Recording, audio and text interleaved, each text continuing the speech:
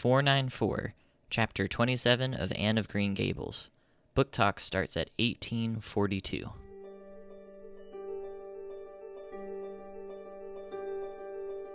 Welcome to Craftlit, the podcast for crafters who love books. My name is Heather Ordover, and I'm podcasting from where the Delaware River meets the Old York Road, New Hope, Pennsylvania. Episode 494, Heather Gems. This episode of Craftlit is brought to you by its listeners. Many thanks and much gratefulness to all of the listeners who have gone over to patreon.com/craftlit and pledged their support to the show. We couldn't do it without you. Thank you. Well, hello, and how are you? I am fine and back from the land of the Scots. We had a great time on this trip, not a surprise because Diane and Holiday Vacations were in charge, which always means a good time.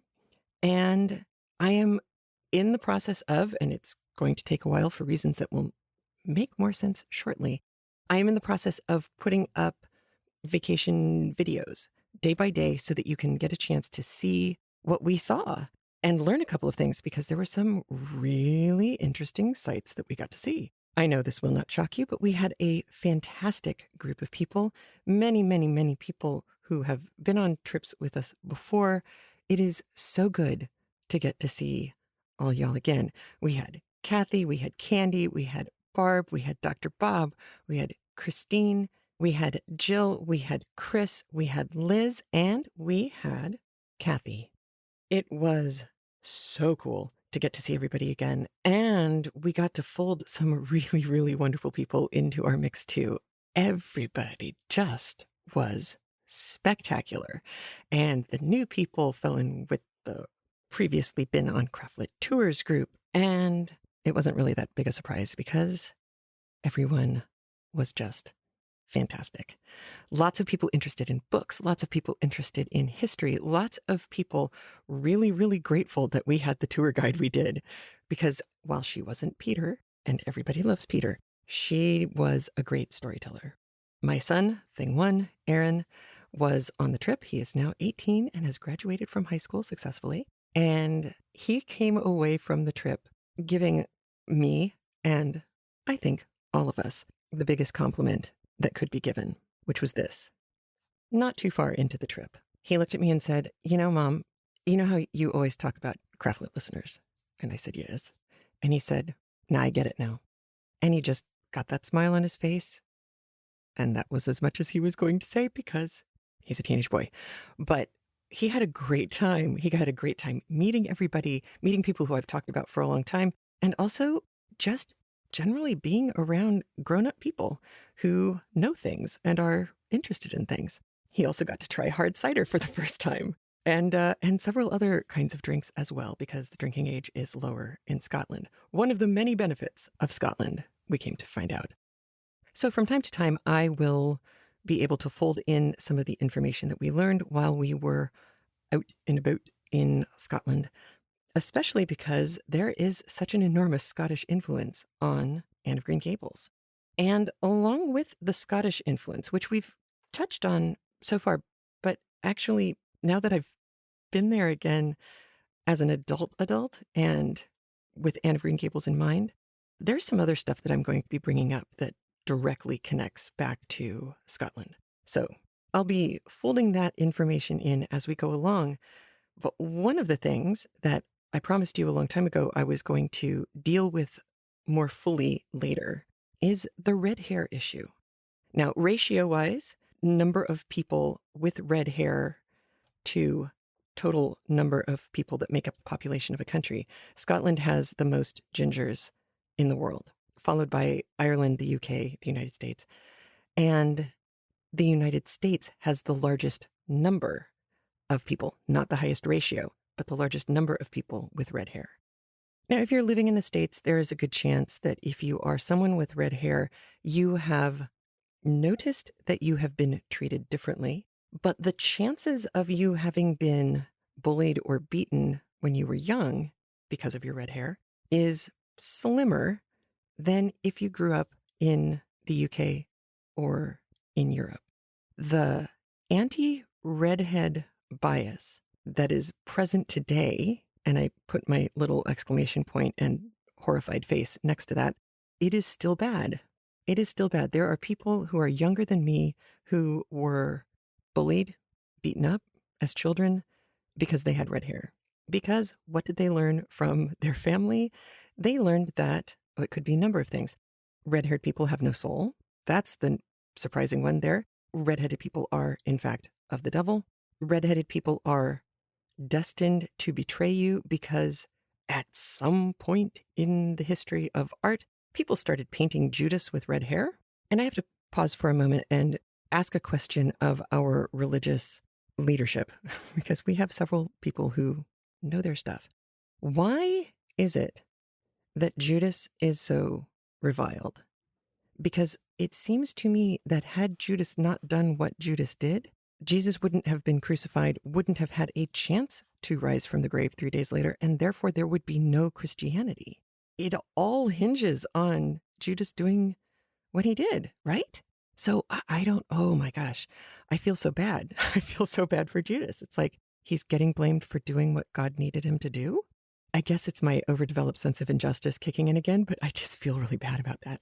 Anyway, Judas gets painted with red hair. That started the ball rolling, and that was in 1300 and something, the first time he pops up with red hair. So there's been a long, slow decline after that point, where redheaded people were, of course, not surprisingly, redheaded women would have been considered witches. That's the of the devil thing.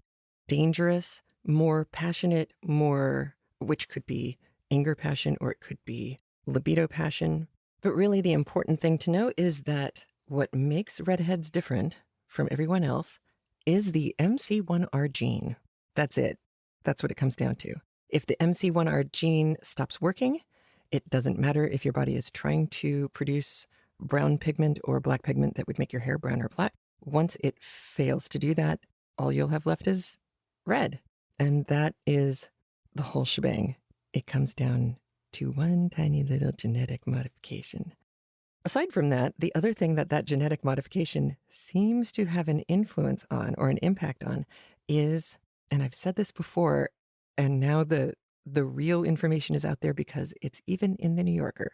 Redheads, or people with redheaded tendencies, so pale skin, freckles, red highlights in their hair or undertones in your hair, people like that, like me, need more anesthetic, and analgesics don't always work properly either. This goes back to me saying when I've had to have oral surgery or something, if the doctor tries to write a prescription for Vicodin, I hand it back because it won't work. I think I mentioned when House was on TV that every time he popped 2 Vicodin, I used to grumble lightweight because it has no effect on me at all. I will get almost loopy for about 10 minutes, but the pain never goes away. And the loopiness doesn't stay long enough to make it feel fine that the pain doesn't go away. So it all comes down to redheaded genetics. I thought that was pretty fascinating. But more important, of course, for us is that the redheaded bias, especially during Anne's time, was real and occasionally vicious. There were certainly assumptions that were made about people with red hair that were not particularly nice, and terrifyingly, some of that still lingers. Of course, we've seen in many of the books that we've read a very virulent anti-Irish bias. This would feed into that because while Ireland doesn't have as many redheads as Scotland does, Ireland still has redheadedness associated with it. So you get the anti-Irish bias, you get the anti-redheaded bias, and you are not in for a good time at all. So we're going to deal more with the redheadedness later in the episode, but I did want to alert you to why I titled this episode Heather Gems. I think, and this would have been like a decade ago, I mentioned on the podcast that I had, once upon a time, from my very first trip to Scotland, it was like 30 years ago, I had gotten a piece of jewelry that had compressed heather put together as the stone. So instead of a gemstone that you mined from the ground, this was compressed heather that was fashioned into a solid piece of what looked like stone, and they were called heather gems. Now, I forgot the heather gem name, and I kept looking for what I thought had been petrified heather, but it wasn't. It was actually, it had just started, the company had just started when I was there before. They take the stems of the heather plant and bundle them together and do all sorts of nifty things to it with resin and polishes and things like that, and dyes, and they create what look like gemstones. And perhaps because Diane is just such a genius, one of the towns we stopped in happened to be the location of the family-run factory that makes heather gems. So I was able to replace the piece of jewelry that I had gotten 30 years ago that was stolen out of my luggage, not actually all that long afterwards. And I couldn't be happier. It was just great. So I have put a link to their website. You can order their jewelry from afar. You don't have to be in Pitlochry. You can be wherever you are and go on the website and order from them. Their prices are really quite reasonable.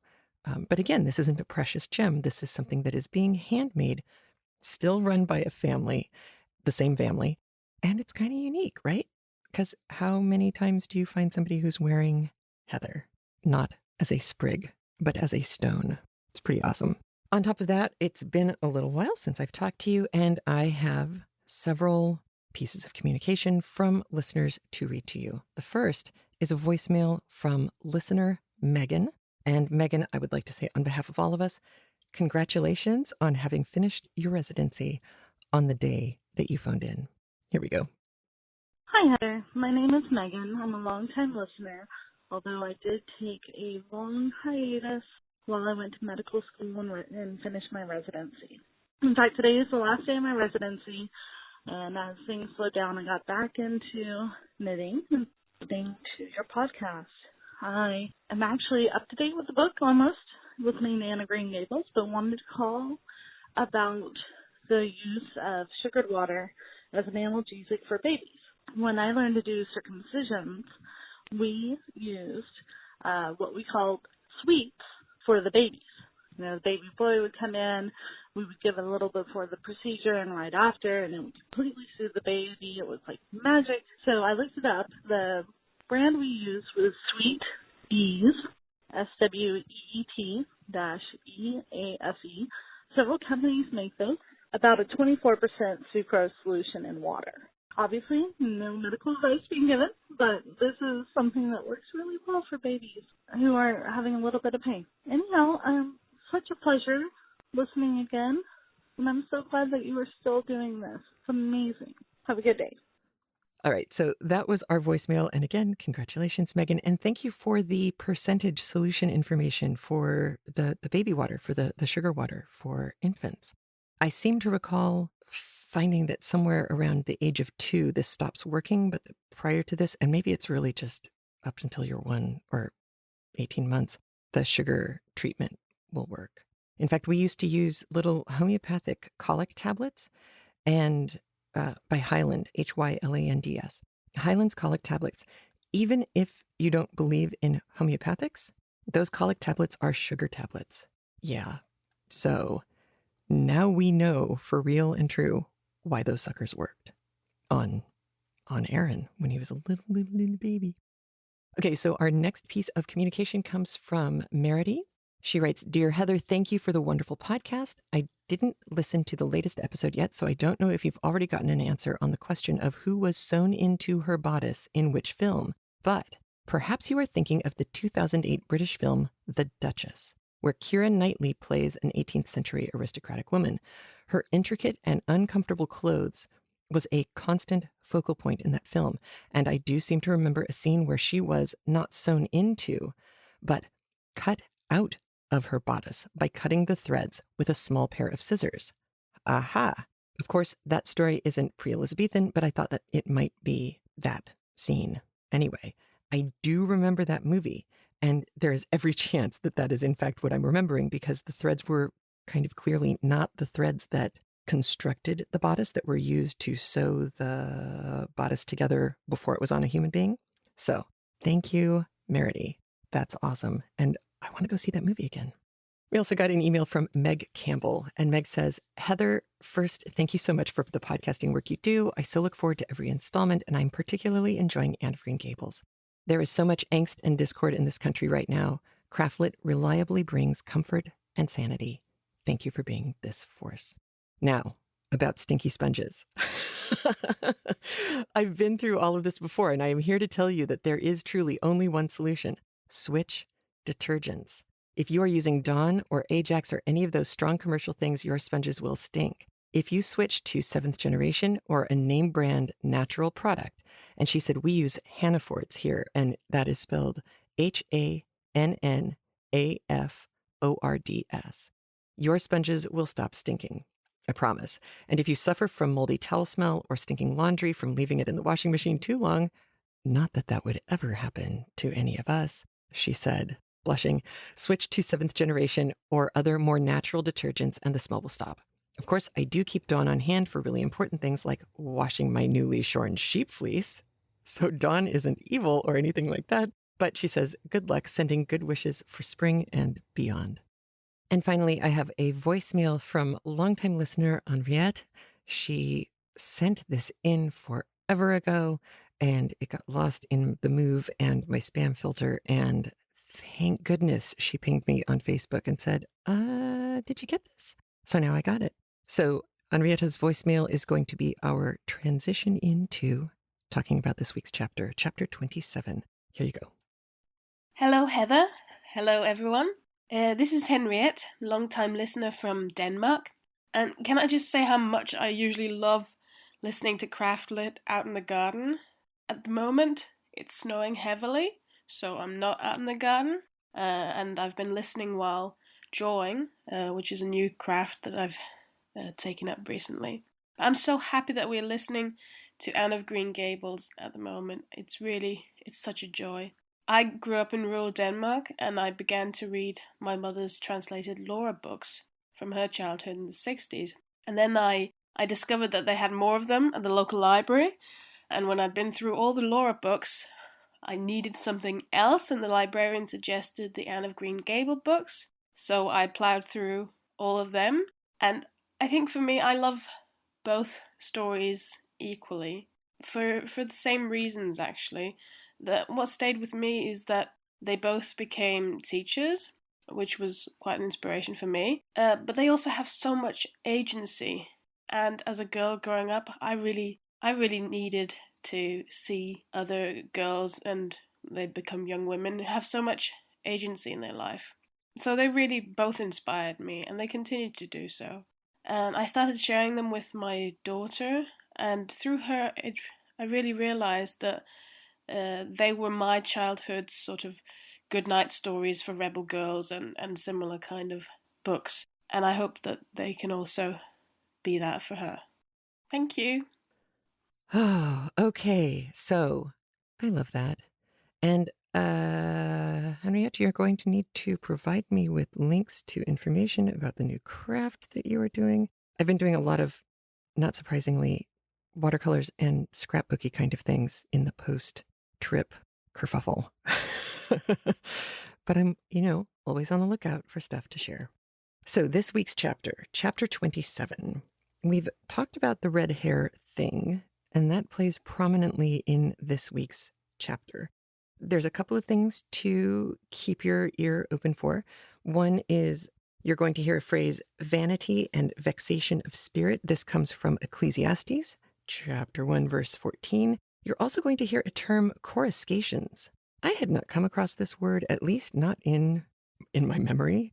Coruscations means sparkles, but not just any sparkles, sparkles like you would get off of a disco ball. So fractured, fragmented, spinny, changey, diamonds in the air kinds of sparkles. Coruscations. There you go. It's Coruscations. I mentioned a little bit ago that we have seen plenty of anti-Irish bias in books that we have read. Today you're going to hear a different kind of bias, and that's one against peddlers. Peddlers. These were door-to-door salesmen, people who were peddling goods. Sometimes you had people who just had a push barrel full of things that you might find in a thrift store today. Just kind of a jumble of things you might need in the house, especially if you're living out and away from town where there are stores, like when Matthew went in to buy the fabric. So clearly, people who, and usually men who worked as peddlers had to be making a living, otherwise they would have stopped doing it. And while there isn't necessarily a bias against peddlers qua peddlers, just in general, there would be a concern, I think, a reasonable concern as a mother, that you wouldn't necessarily want your child opening the door to a peddler. You being the adult, having been around the block once or twice, you probably have a better eye for or judgment about strangers who show up on your doorstep.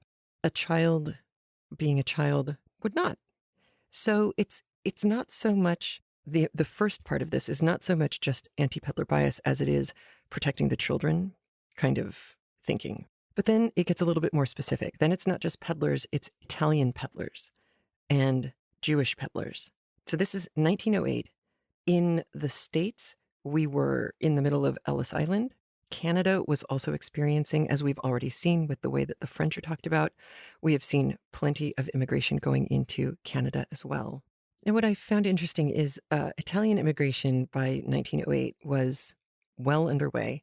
But another group that gets mentioned, German Jews, they started coming over in large numbers in the 1840s. In the 1880s, you started to get the Eastern European Jews. Now, as happens often with immigrant groups, and I saw this a lot when I was living in the Southwest, people who had been here for a while, the next generation grows up as an American, and the older generation, being proud of being an American, they raise their kids to be completely assimilated, and therefore, when they see new immigrants, even if they're coming from the same country of origin, they see new immigrants as, I suppose it's not surprising, but it just makes me sad, as dirty, as poor, as ignorant, as uneducated. Whether the people are or not doesn't really matter. And of course, people fleeing persecution or certain death, they are not necessarily going to be able to run with all of their worldly goods on their back, nor are they going to be able to access showers on the way necessarily. There's some interesting anti-immigrant bias that comes from the generation that got here first, even if they come from the same town. You still saw stuff like that happening. The German Jews who got here in the 1840s and 50s and 60s were not particularly thrilled with the Eastern European Jews who came in 1880 and after. And certainly by World War I, the two big waves of Jewish immigration from Germany and Eastern Europe had started to slow down. But in the beginning, German Jewish immigrants often worked as peddlers, even in the United States. And in fact, one city that really got its start with German Jewish immigrants was Cincinnati, gateway to the West in many ways, and to trade. Once the peddlers made enough money, they would set up a shop and stores opened, and that's how they got from there to here. So again, all of this is just a way to say, yes, there's clearly some bias going on here.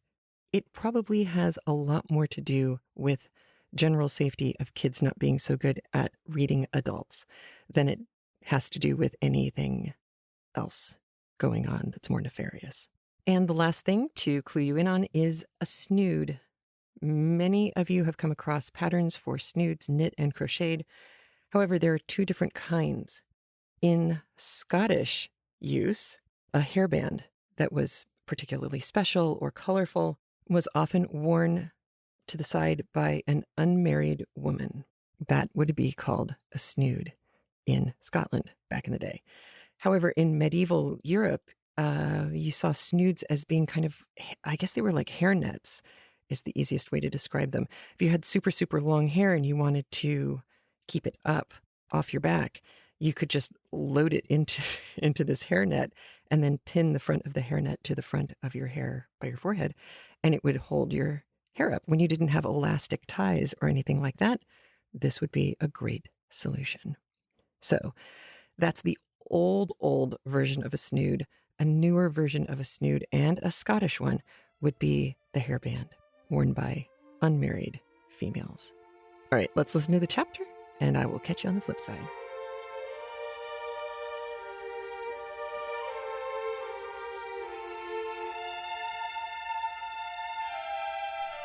Anne of Green Gables by Lucy Maud Montgomery. Read by Kim Zuckert. Chapter 27, Vanity and Vexation of Spirit. Marilla, walking home one late April evening from an aid meeting, realized that the winter was over and gone with the thrill of delight that spring never fails to bring to the oldest and saddest, as well as to the youngest and merriest.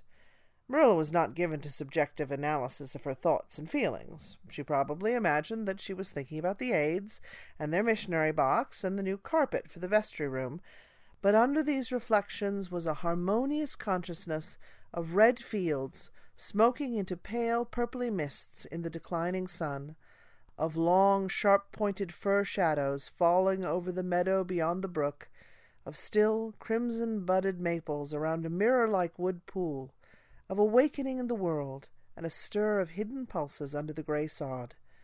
The spring was abroad in the land, and Marilla's sober middle-aged step was lighter and swifter because of its deep primal gladness.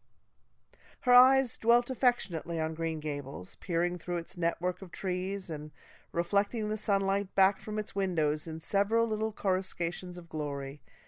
Marilla, as she picked her steps along the damp lane, thought that it was really a satisfaction to know that she was going home to a briskly snapping wood fire and a table nicely set for tea, instead of to the cold comfort of old aid-meeting evenings before Anne had come to Green Gables. Consequently, when Marilla entered her kitchen and found the fire black out with no sign of Anne anywhere, she felt justly disappointed and irritated. She had told Anne to be sure and have tea ready at 5 o'clock, but now she must hurry to take off her second-best dress and prepare the meal herself against Matthew's return from plowing. "I'll settle Miss Anne when she comes home," said Marilla grimly, as she shaved up kindlings with a carving knife, and with more vim than was strictly necessary. Matthew had come in and was waiting patiently for his tea in his corner. "She's gadding off somewhere with Diana, writing stories or practicing dialogues or some such tomfoolery, and never thinking once about the time or her duties. She's just got to be pulled up short and sudden on this sort of thing. I don't care if Mrs. Allan does say she's the brightest and sweetest child she ever knew. She may be bright and sweet enough, but her head is full of nonsense, and there's never any knowing what shape it'll break out in next. Just as soon as she grows out of one freak, she takes up with another. But here I am saying the very thing I was so riled with Rachel Lynde for saying at the aid today. I was real glad when Mrs. Allan spoke up for Anne, for if she hadn't, I know I'd have said something too sharp to Rachel before everybody. Anne's got plenty of faults, goodness knows, and far be it from me to deny it, but I'm bringing her up, and not Rachel Lynde, who'd pick faults in the angel Gabriel himself if he lived in Avonlea. Just the same, Anne had no business to leave the house like this when I told her she was to stay home this afternoon and look after things. I must say, with all her faults, I never found her disobedient or untrustworthy before, and I'm real sorry to find her so now." "Well, now, I dunno," said Matthew, who, being patient and wise, and, above all, hungry, had deemed it best to let Marilla talk her wrath out unhindered, having learned by experience that she got through with whatever work was on hand much quicker if not delayed by untimely argument. "Perhaps you're judging her too hasty, Marilla. Don't call her untrustworthy until you're sure she's disobeyed you. Maybe it could all be explained. Anne's a great hand at explaining." "She's not here when I told her to stay," retorted Marilla. "I reckon she'll find it hard to explain that to my satisfaction.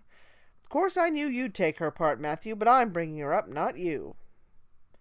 It was dark when supper was ready, and still no sign of Anne, coming hurriedly over the log bridge or up Lover's Lane, breathless and repentant with a sense of neglected duties.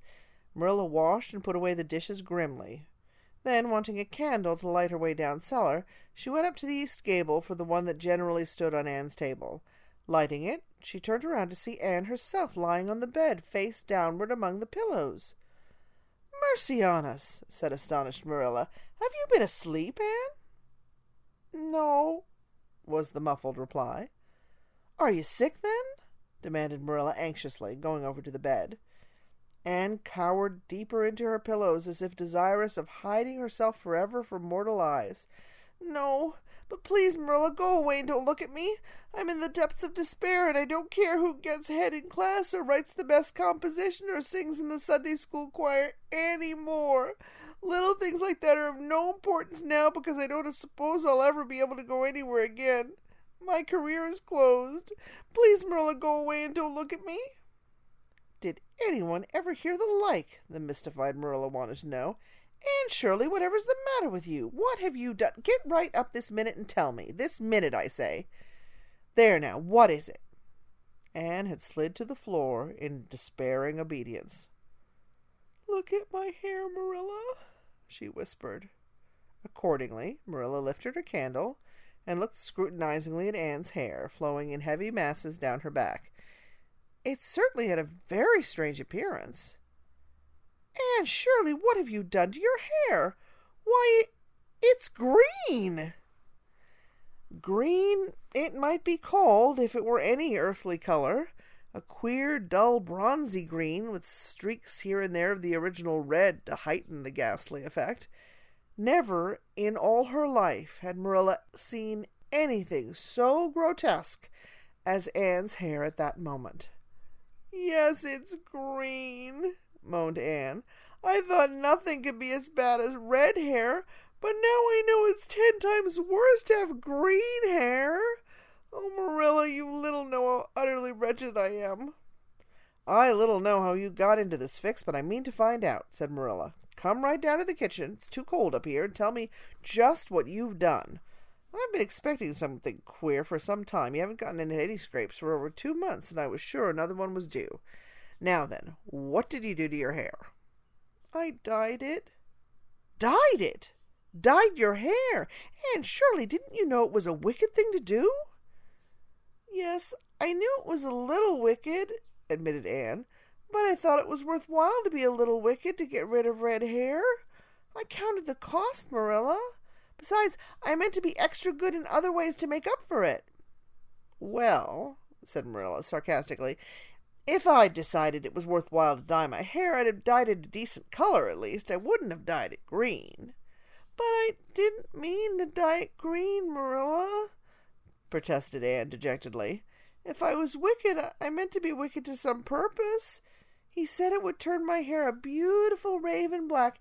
He positively assured me it would. How could I doubt his word, Marilla? I know what it feels like to have your word doubted. And Mrs. Allen said we should never suspect anyone of not telling us the truth unless we have proof they're not. I have proof now. Green hair is proof enough for anybody. But I hadn't then, and I believed every word he said implicitly. Who said? Who are you talking about? The peddler that was here this afternoon. I bought the dye from him.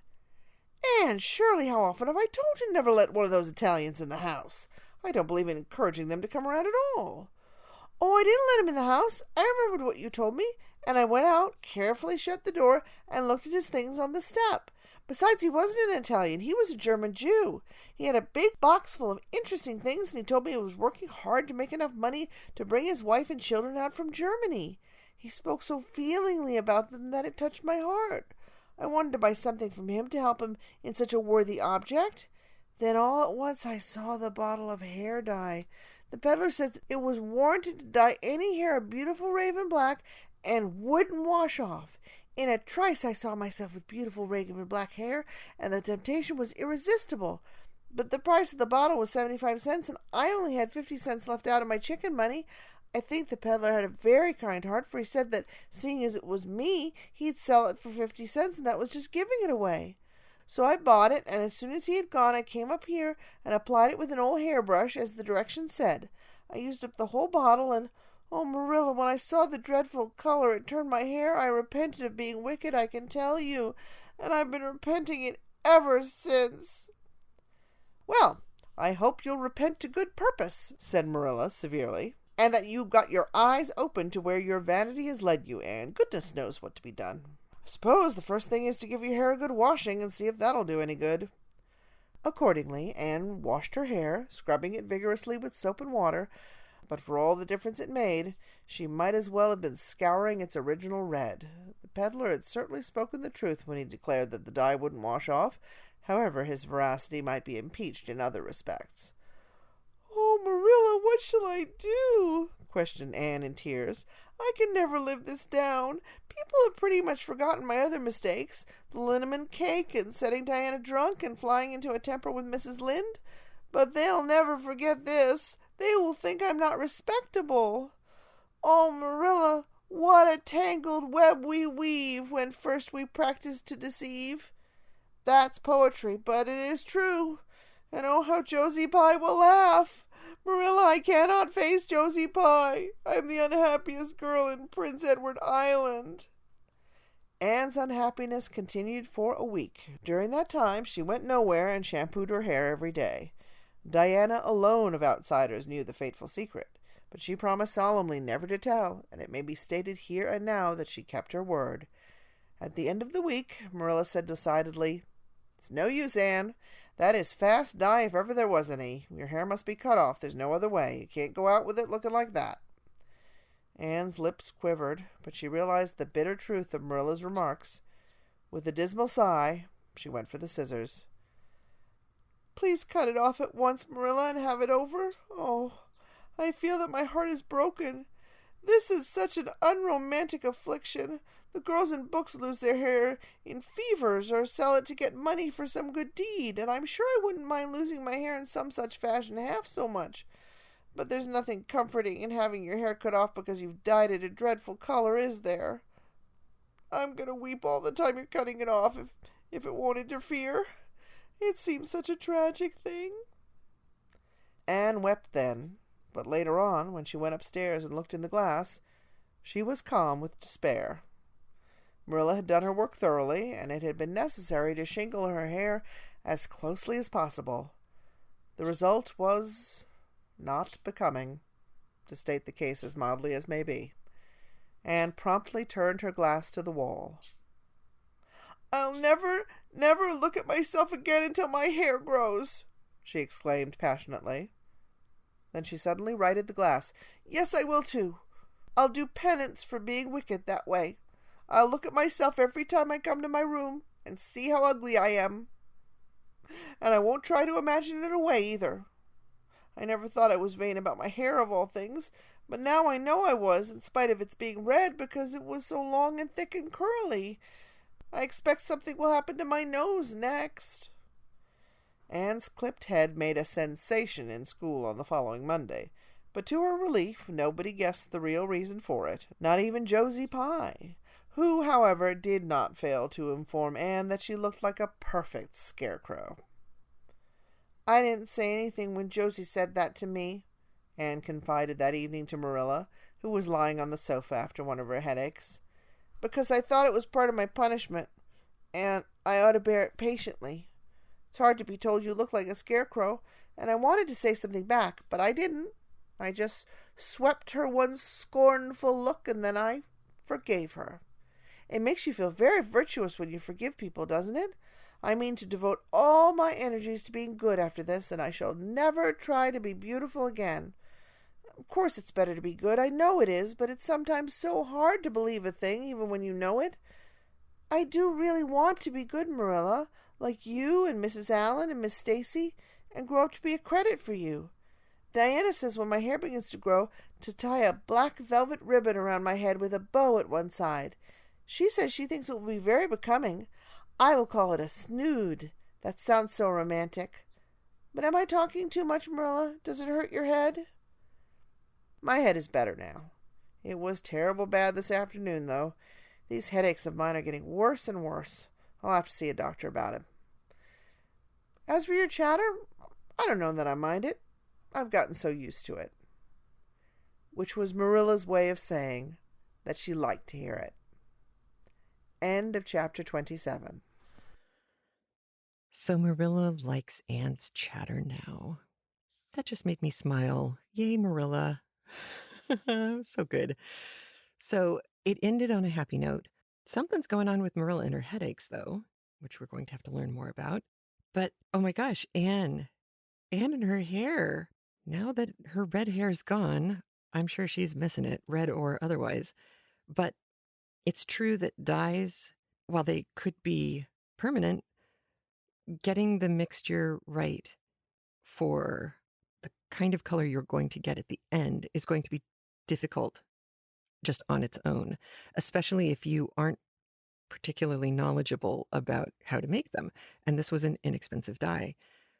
But it is also true that if you have ever tried to do anything with anything that's red, changing the color is going to be tricky, whether that's a shirt or laundry that has turned pink because of a red item, or if you have red hair and you've tried to dye it, say, blonde.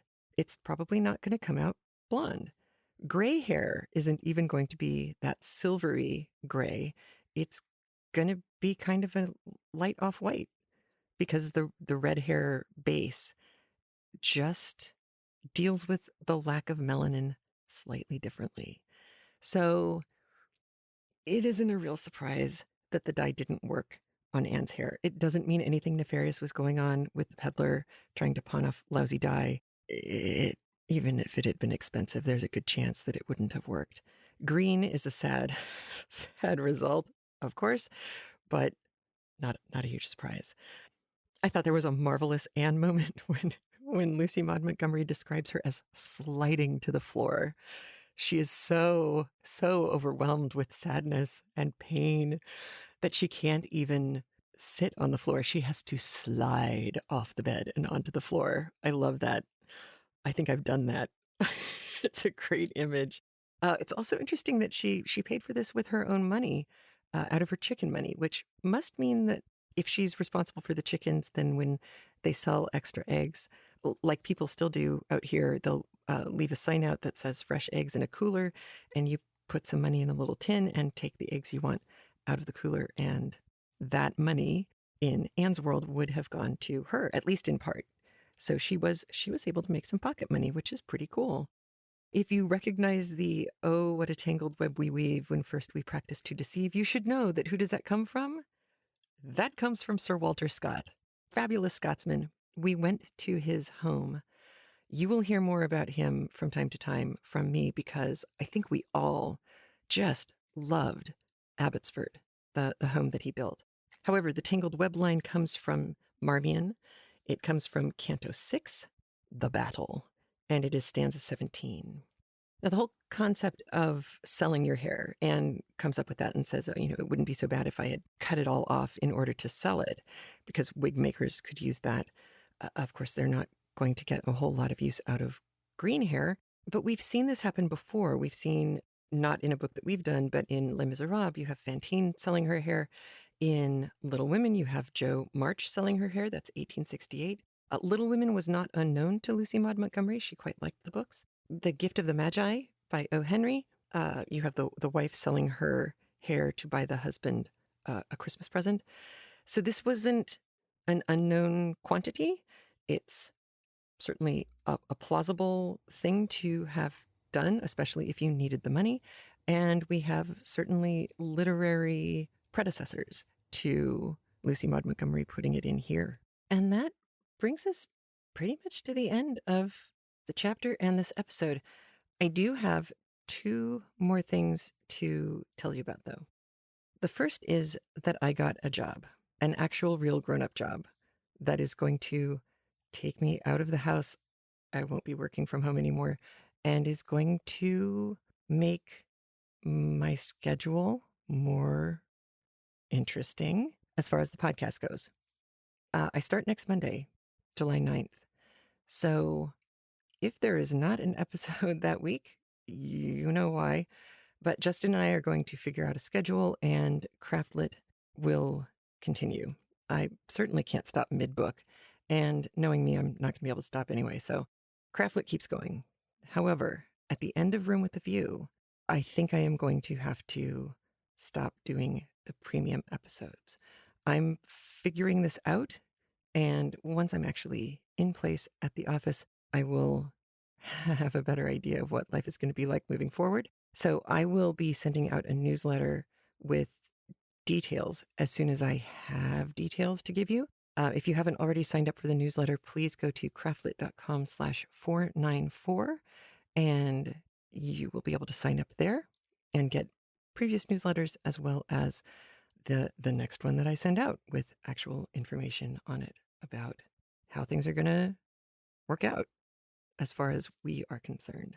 And the very last thing to share with you, I know this actually comes from a premium book, but I think this link is important enough, especially with the emails that we received and I read to you earlier in the episode. I got a message from Deb B. And she said, I just wanted to send a link to a lovely essay by Forster. This is E.M. Forster, who wrote A Room with a View. It's one I reread every so often. Pieces of it float up in my thoughts every now and again. I reread it during this Room with a View break week to see if it still resonates after my first readings decades ago. And yep, it's a keeper. This is an I Believe essay from E.M. Forster. And it's definitely worth a read. The link is at craftlit.com/494. And barring disaster, you will hear from me again next week. Take care. Have a great one. I'll talk to you soon. I hope. Bye.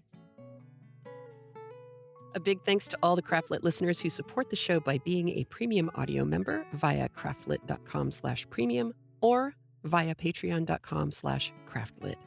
Your support for the show is what's kept us going since 2006. If you feel like getting free audio pretty much every week, please consider supporting the show by heading over to patreon.com/craftlit and pledging what you feel the show is worth to you. If you can't support the show that way, consider leaving a review at iTunes or at our facebook.com/craftlit page, or follow @craftlit on Twitter and share the show with your followers too. And remember, if your hands are too busy to pick up a book, at least you can turn one on.